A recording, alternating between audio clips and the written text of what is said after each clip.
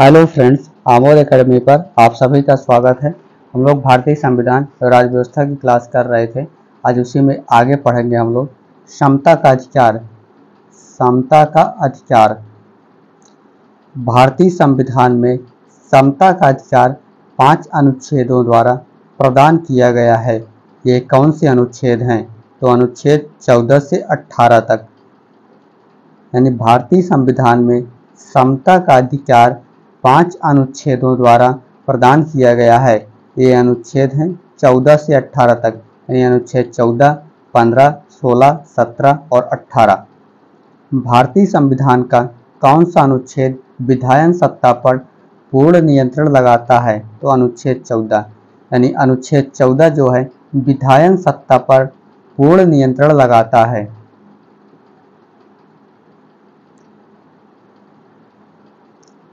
संविधान के किस अनुच्छेद में कानून का समान संरक्षण प्रावधानित है? तो अनुच्छेद 14 में, यानी अनुच्छेद 14 में जो है कानून का समान संरक्षण का उल्लेख किया गया है। भारतीय संविधान का कौन सा अनुच्छेद वर्ग विभेद का निषेध करता है किंतु वर्गीकरण की अनुमति प्रदान करता है?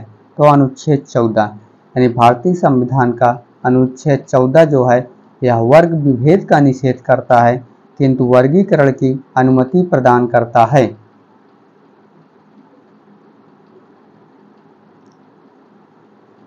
विधि का नियम या कानून का अधिकार का अर्थ क्या है? समान परिस्थितियों में समान व्यक्ति के लिए एक सा कानून और एक सा न्याय तंत्र, यानी विधि का नियम या कानून का अधिराज का अर्थ यह है कि समान परिस्थितियों में समान व्यक्ति के लिए एक सा कानून और एक सा न्याय तंत्र। भारतीय संविधान के भाग 3 में उल्लिखित किस अनुच्छेद को सर्वग्राही रूप में प्रतिपादित किया गया है?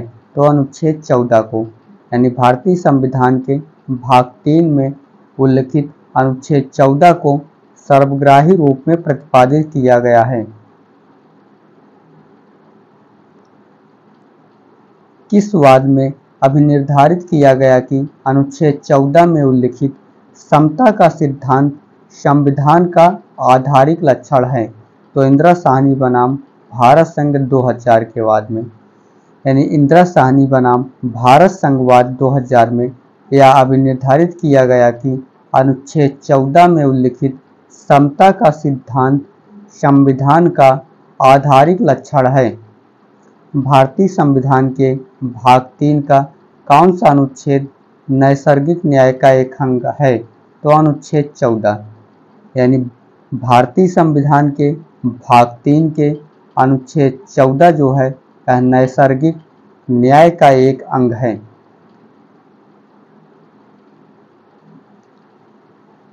धर्म के आधार पर विभेद का परिच्छेद किस अनुच्छेद में उल्लिखित है? तो अनुच्छेद 15 में, यानी धर्म के आधार पर विभेद का परिच्छेद अनुच्छेद 15 में उल्लिखित है।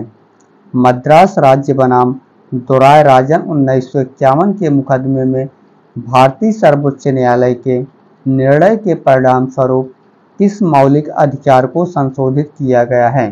तो भेदभाव के विरुद्ध अधिकार को, यानी मद्रास राज्य बनाम दोराय राजन 1951 के मुकदमे में भारतीय सर्वोच्च न्यायालय के निर्णय के परिणाम स्वरूप भेदभाव के विरुद्ध अधिकार को संशोधित किया गया।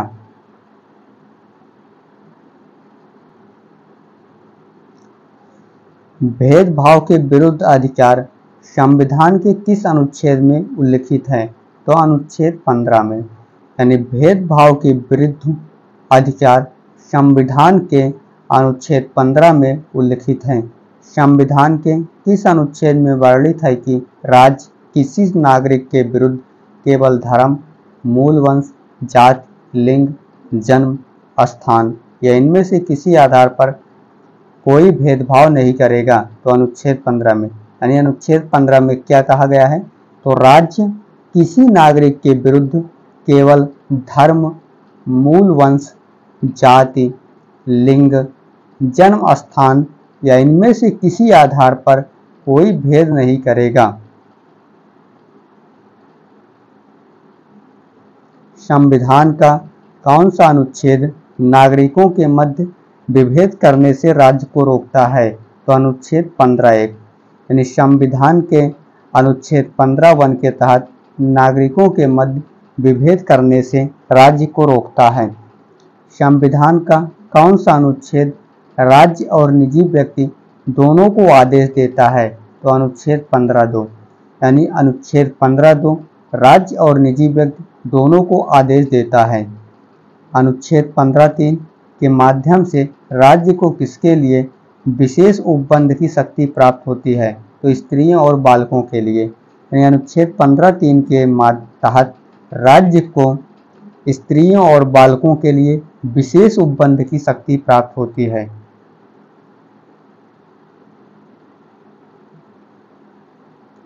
प्रथम संविधान संशोधन अधिनियम 1951 के द्वारा मूल अधिकार में कौन सा नया अनुच्छेद जोड़ा गया?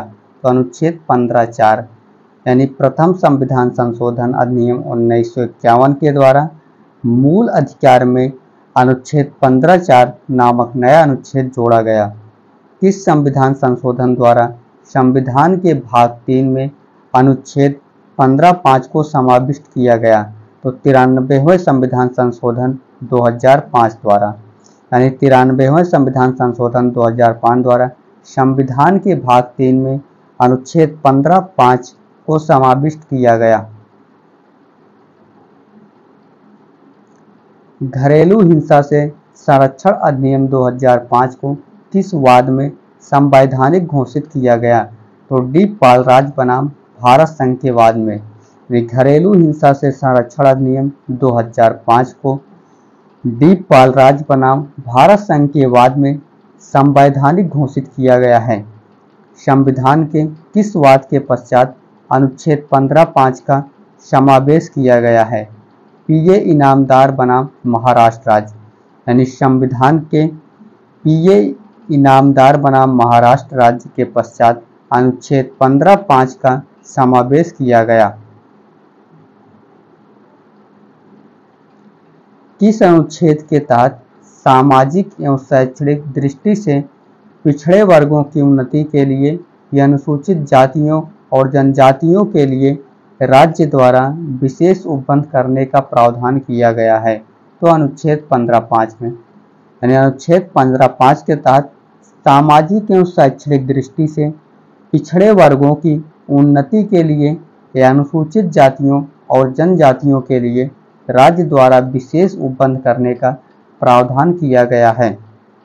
संविधान के किस अनुच्छेद में अन्य पिछड़ा वर्ग के लिए आरक्षण का प्रावधान किया गया है? तो अनुच्छेद 15(4) तथा 16(4) में। यानी संविधान के अनुच्छेद 15(4) और अनुच्छेद 16(4) में अन्य पिछड़ा वर्गों के लिए आरक्षण का प्रावधान किया गया है। 103वें संविधान संशोधन द्वारा भारतीय संविधान में कौन सा अनुच्छेद जोड़ा गया? तो अनुच्छेद 15(6) व 16(6). यानी 103वें संविधान संशोधन द्वारा भारतीय संविधान में अनुच्छेद 15(6) व अनुच्छेद 16(6) जोड़ा गया। संविधान का कौन सा अनुच्छेद लोक नियोजन के विषय में सभी नागरिकों को अवसर की समानता की प्रत्यभूति प्रदान करता है? तो अनुच्छेद 16(1) और 16(2). यानी संविधान के अनुच्छेद 16(1) और 16(2) के तहत लोक नियोजन के विषय में सभी नागरिकों को अवसर की समानता की प्रत्यभूति प्रदान करता है।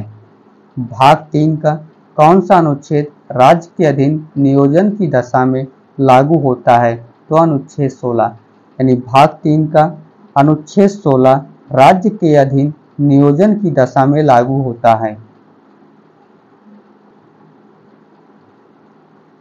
भारतीय न्यायालय को समान कार्य के लिए समान वेतन का मौलिक अधिकार निगमन करने हेतु सक्षम किस अनुच्छेद के तहत किया गया है? तो संविधान की प्रस्तावना में समाजवादी शब्द तथा अनुच्छेद 14 व 16 को मिलाकर पढ़ना। यानी भारतीय न्यायालय को समान कार्य के लिए समान वेतन का मौलिक अधिकार निगमन करने हेतु सक्षम किस अनुच्छेद के तहत किया गया है? तो संविधान की प्रस्तावना में समाजवादी शब्द तथा अनुच्छेद व 14 व 16 को मिलाकर संविधान में अनुच्छेद 16(4) का किस संविधान संशोधन के माध्यम से अंतः स्थापित किया गया था? तो 77वें संविधान संशोधन अधिनियम 1955 द्वारा। यानी संविधान में अनुच्छेद 16(4) का 77वें संविधान संशोधन अधिनियम 1955 के माध्यम से अंतः स्थापित किया गया था। अनुच्छेद 16(4) का किसके लिए सरकारी नौकरियों में प्रोन्नति में आरक्षण का प्रावधान करता है? तो अनुसूचित जाति व जनजाति के लिए। यानी अनुच्छेद 16(4) का अनुसूचित जाति व जनजाति के लिए नौकरियों में प्रोन्नति में आरक्षण का प्रावधान करता है। प्रथम पिछड़ा वर्ग आयोग का गठन कब किया गया था? तो 29 जनवरी 1953 को। यानी प्रथम पिछड़ा वर्ग आयोग का गठन 29 जनवरी 1953 को किया गया था। प्रथम पिछड़ा वर्ग आयोग के अध्यक्ष कौन थे? तो काका कालेकर थे। यानी प्रथम पिछड़ा वर्ग आयोग के अध्यक्ष जो हैं काका कालेकर थे। द्वितीय पिछड़ा वर्ग आयोग का गठन किसकी अध्यक्षता में किया गया था? तो बीपी मंडल 1 जनवरी 1979 की अध्यक्षता में। यानी द्वितीय पिछड़ा वर्ग आयोग का गठन जो है किसकी अध्यक्षता में किया गया था? तो बीपी मंडल की अध्यक्षता में किया गया था 1 जनवरी 1979 को।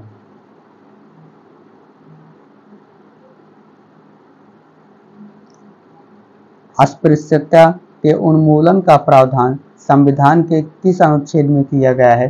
तो अनुच्छेद 17 में। यानी अस्पृश्यता के उन्मूलन का प्रावधान संविधान के अनुच्छेद 17 में किया गया है। मूल अधिकार के किस संवर्ग में अस्पृश्यता के रूप में किए गए विभेदन के विरुद्ध संरक्षण समाविष्टि है? समता का अधिकार के रूप में। यानी मूल अधिकार के समता का अधिकार में अस्पृश्यता के रूप में किए गए विभेदन के विरुद्ध संरक्षण समाविष्टि है।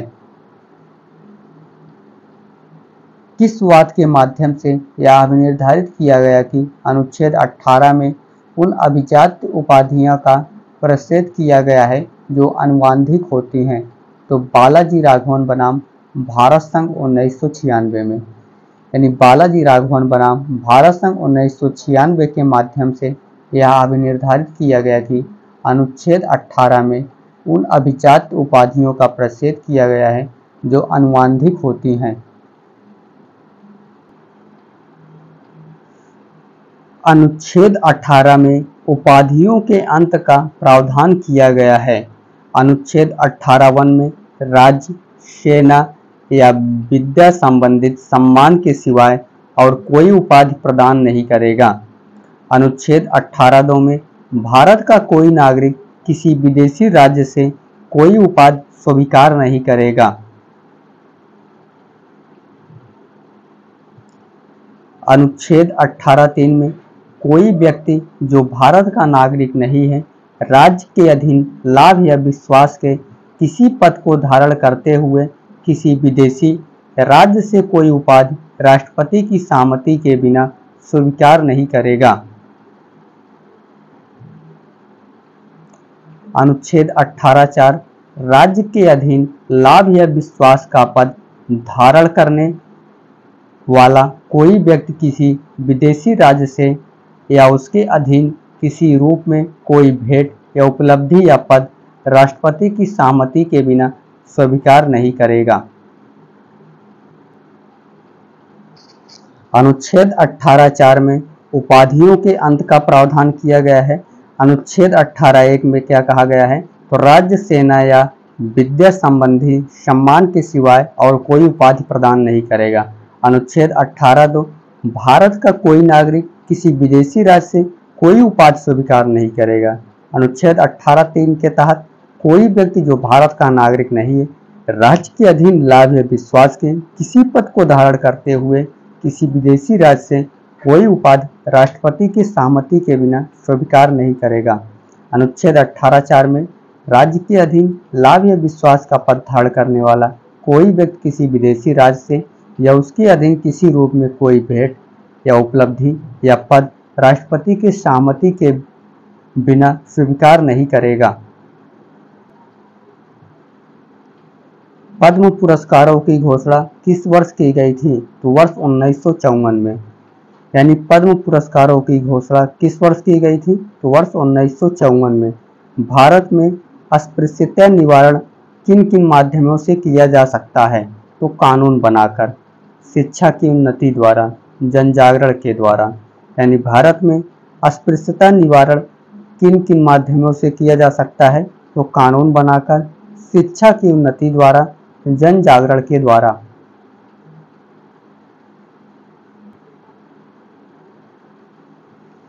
किस अधिनियम के तहत संसद ने अस्पृश्यता को दंडनीय अपराध घोषित किया है? तो सिविल अधिकार संरक्षण अधिनियम 1955 द्वारा। यानी सिविल अधिकार संरक्षण अधिनियम 1955 द्वारा संसद ने अस्पृश्यता को दंडनीय अपराध घोषित किया है। भारतीय संविधान में स्वतंत्रता का अधिकार कितने अनुच्छेदों द्वारा प्रदान किया गया है? तो 4 अनुच्छेदों द्वारा। यानी भारतीय संविधान में स्वतंत्रता के अधिकार को 4 अनुच्छेदों द्वारा प्रदान किया गया है। स्वतंत्रता और समता किस क्रांति की देन है? तो फ्रांस की क्रांति की देन है। स्वतंत्रता और समता जो है या फ्रांसी की क्रांति के देन है।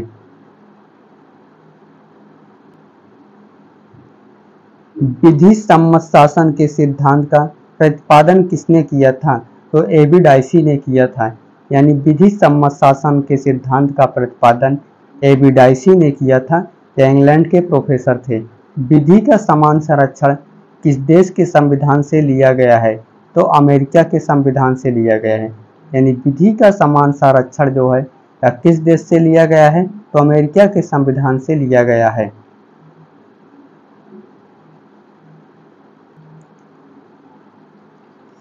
विधि की समझ समता क्या है? आइए इसके बारे में जानते हैं। विधि की समझ समता की अवधारणा का प्रयोजन डायसी ने किया है। विधि की समझ समता से आशय है कि कोई भी व्यक्ति विधि से ऊपर नहीं है और प्रत्येक व्यक्ति ऊंच नीच का भेदभाव किए बिना देश की सामान्य विधि के अधीन है। विधि की समझ समता को नकारात्मक संकल्पना कहा जाता है क्योंकि इसमें किसी को विशेषाधिकार प्राप्त नहीं है। यानी विधि की समझ समता क्या है? तो विधि की समझ समता की अवधारणा का प्रयोग डायसी ने किया है। विधि की समझ समता से आशय कि कोई भी व्यक्ति विधि से ऊपर नहीं है और प्रत्येक व्यक्ति ऊंच नीच का भेदभाव किए बिना देश की सामान्य विधि के अधीन है।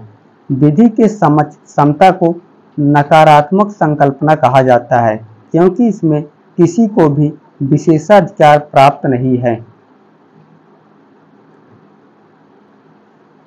विधि का समान संरक्षण। विधि का समान संरक्षण क्या है? इससे आशय है कि जो व्यक्ति समान परिस्थितियों में है उन पर एक ही विधि लागू होगी। इस अभिव्यक्ति को सकारात्मक संकल्पना माना जाता है क्योंकि उसमें राज्य से सकारात्मक कार्यवाही की अपेक्षा होती है। यानी विधि का समान संरक्षण क्या है? तो इसका आशय यह है कि जो व्यक्ति समान परिस्थितियों में है उन पर एक ही विधि लागू होगी और इसे सकारात्मक संकल्पना माना जाता है क्योंकि इसमें राज्य से सकारात्मक कार्यवाही की अपेक्षा होती है। विधि सम्मत प्रयोजनों के लिए व्यक्तियों का वर्गीकरण करने की शक्ति किसके पास है? तो राज्य के पास है। यानी विधि सम्मत प्रयोजनों के लिए व्यक्तियों का वर्गीकरण करने की शक्ति राज्य के पास है। मार्गदर्शक शक्ति का सिद्धांत क्या है? तो जब शक्ति का मनमाने ढंग से प्रयोग किया जाता है। यानी मार्गदर्शक शक्ति का सिद्धांत है जब शक्ति का मनमाने ढंग से प्रयोग किया जाता है। भारतीय संविधान का कौन सा अनुच्छेद संसद को अस्पृश्यता के आचरण के लिए दंड विहित करने के लिए विधि बनाने की शक्ति देता है? तो अनुच्छेद 17 के साथ अनुच्छेद 35 के पढ़े जाने पर।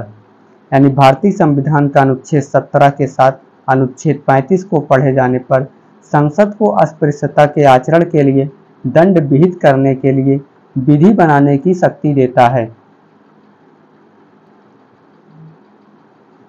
सिविल अधिकार संरक्षण अधिनियम 1955 में विहित दंड, यानी सिविल अधिकार संरक्षण अधिनियम 1955 में क्या क्या दंड है, आइए इसको देखते हैं। किसी व्यक्ति को सार्वजनिक पूजा स्थल में प्रवेश करने से या पूजा करने से रोकना।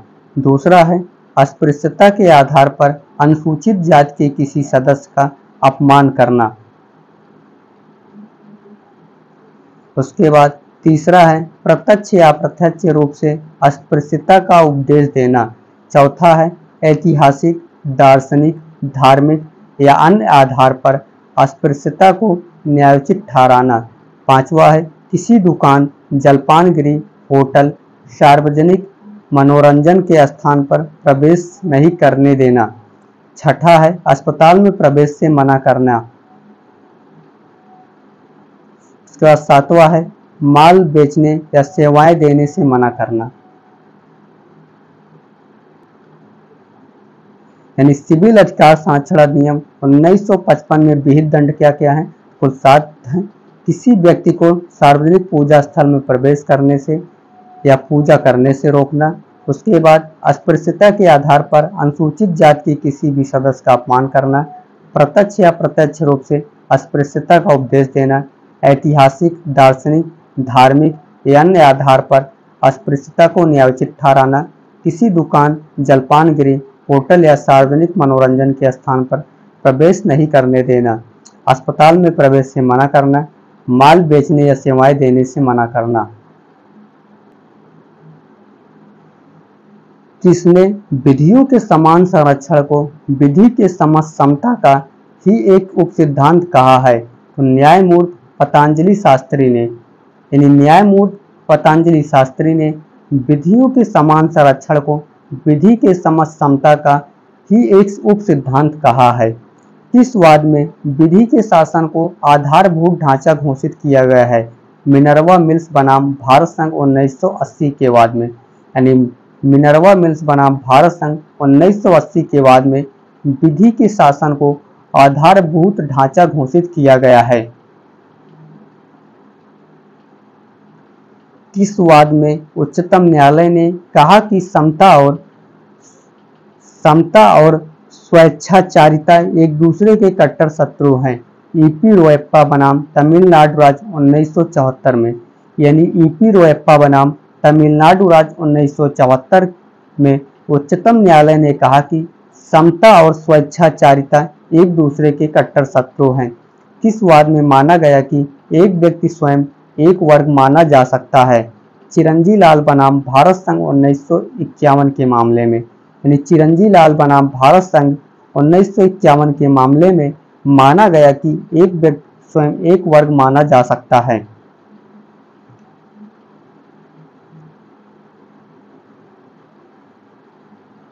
पिछड़े वर्ग का निर्धारण किस आधार पर नहीं किया जा सकता है? तो आर्थिक आधार पर। यानी पिछड़े वर्ग का निर्धारण जो है किस आधार पर नहीं किया जा सकता? तो आर्थिक आधार पर नहीं किया जा सकता। किस संविधान संशोधन अधिनियम द्वारा आर्थिक रूप से दुर्बल वर्गों के लिए आरक्षण का प्रावधान किया गया? 103वें संविधान संशोधन अधिनियम द्वारा, यानी 103वें संविधान संशोधन अधिनियम द्वारा आर्थिक रूप से दुर्बल वर्गों के लिए आरक्षण का प्रावधान किया गया।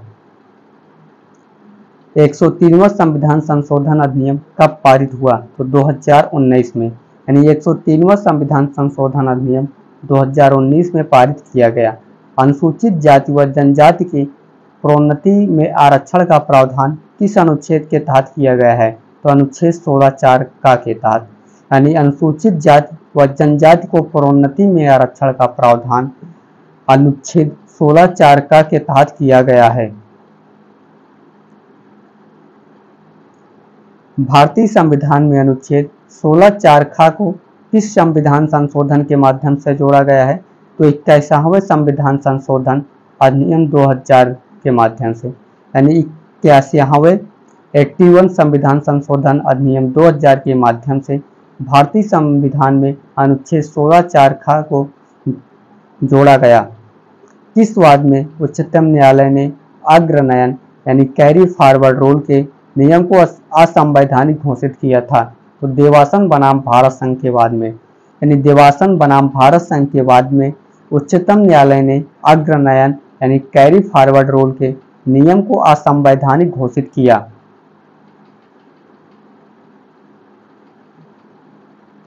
इंदिरा साहनी बनाम भारत संघ मामले के समय उच्चतम न्यायालय के मुख्य न्यायाधीश थे तो श्री एच.एम. कानिया।